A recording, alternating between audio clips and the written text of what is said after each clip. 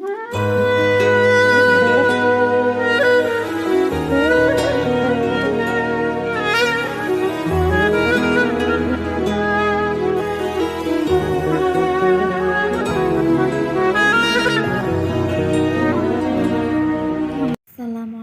warahmatullahi wabarakatuh.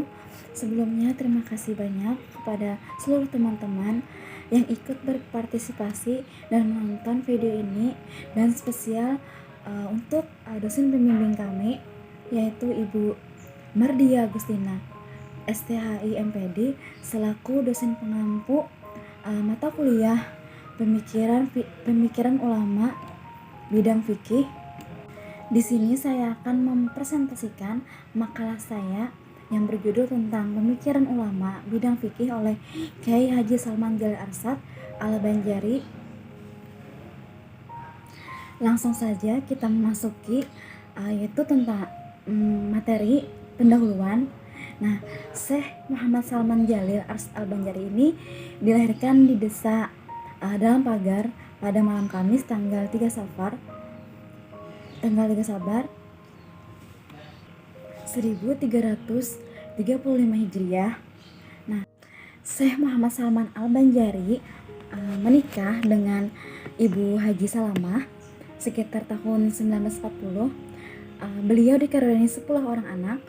Di antaranya itu ada 4 orang putri dan 6 orang putra, yakni yang pertama itu Kiai Haji Sofyan yang merupakan salah satu ulama terkenal di Martapura. Nah, terus Haji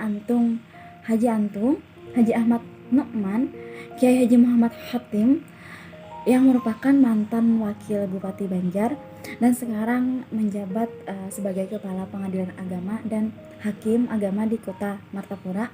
Selanjutnya ada Kiai Haji Muhammad Wildan, beliau ulama besar dan pimpinan Pondok Darussalam Tahfizul Quran Tanjung Rema Martapura. Selanjutnya ada Haji Kirmani, Haji Armiyah, Haji Rufaidah, Haji Sa'aduddin, Haji Nur Sa'diyah.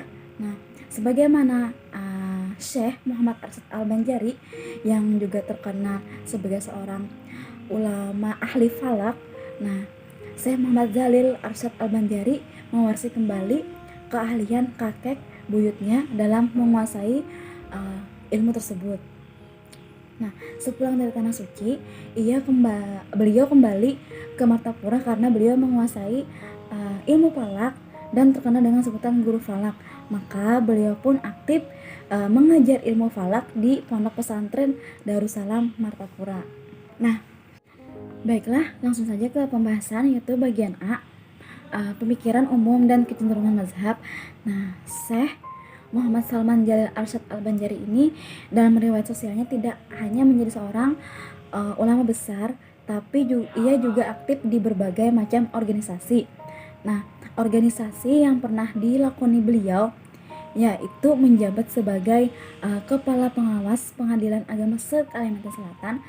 Nah, terus salah satu anggota DPR juga, pernah menjabat sebagai ketua hisab di Provinsi Kalimantan Selatan, dan beliau merupakan anggota aktif Nahdlatul Ulama, serta beliau juga merupakan salah satu tokoh pendiri IAIN Antasari Banjarmasin yang sekarang berubah menjadi UIN Antasari Banjarmasin. Nah, pada masanya Syekh Muhammad Salman Jalil Arsyad Al-Banjari ini bersama Kiai Haji Hanafi Gobet dianggap sebagai dua ahli falak yang diakui kedalaman ilmunya oleh masyarakat Kalimantan. Nah, Syekh Muhammad Salman Jalil Arsyad Al-Banjari juga termasuk salah satu guru dari Kiai Haji Muhammad Zaini Abdul Ghani yang kita kenal sebagai guru sekumpul. Kitab Mukhtasar Al-Awqat fil Ilmi Al-Miqat adalah satu-satunya kitab karya Syekh Muhammad Salman Jalil Arsyad Al-Banjari. Nah, di bagian B ini ada pemikiran bidang fikih dari beliau. Nah, tadi kan sudah jelaskan beliau mempunyai kitab. Nah, di sini kitab Mukhtasar Al-Awqat fi Ilmi Al-Miqat yang dikarang oleh Syekh Muhammad Salman Jalil Arsyad Al-Banjari. Pada awalnya itu merupakan kitab pegangan yang diperuntukkan untuk pembelajaran keilmuan falak bagi santri-santri di Pondok Pesantren Darussalam Martapura. Nah, kemudian seiring berjalannya waktu, kitab ini juga digunakan untuk pembelajaran keilmuan falak di Mahat Ali, letaknya itu di Tanjung Lema. Nah, Martapura ya.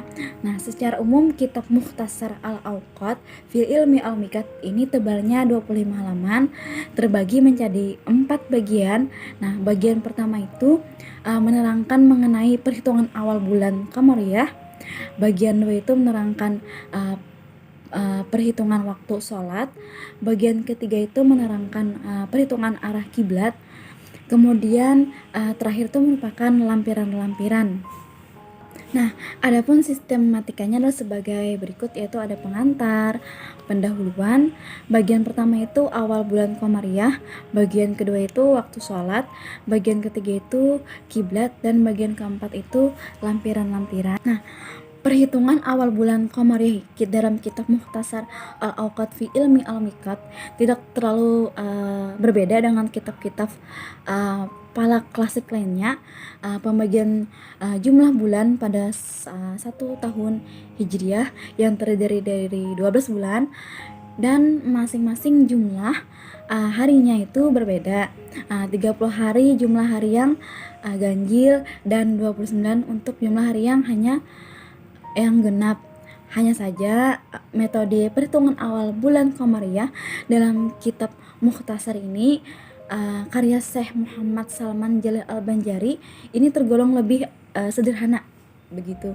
Nah, perhitungan awal waktu sholat dalam kitab Mukhtasar Al-Awqat fi Ilmi Al-Miqat dalam menentukan deklinasi gaya al-irtifa, tinggi kulminasi ya, al-saham, nis al-fud, dan as al-mutlak, dan lain sebagainya terkait dengan perhitungan awal waktu sholat didapat melalui jadwal astronomis yang merupakan aplikasi dari Rubu Mujayyab, sehingga memudahkan hasib untuk menghitung awal waktu sholat tanpa bersusah payah menggunakan alat bantu seperti yang tadi Rubu Mujayyab.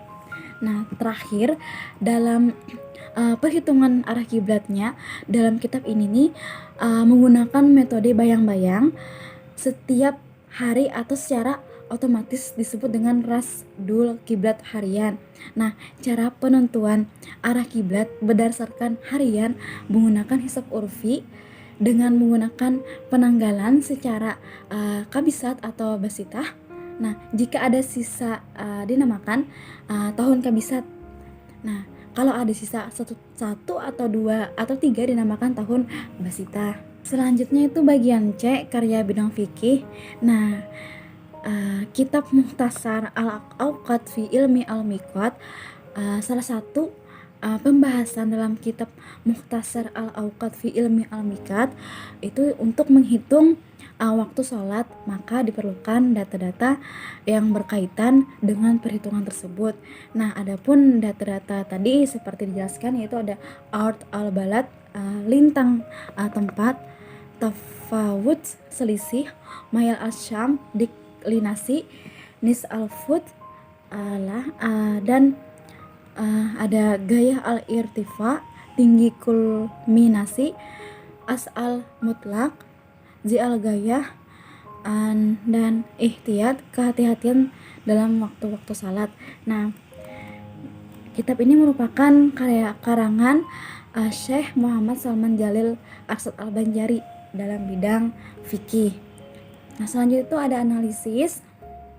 Nah, Syekh Salman Jalil merupakan ulama Kalimantan Selatan yang terkenal dengan sifatnya yang wara.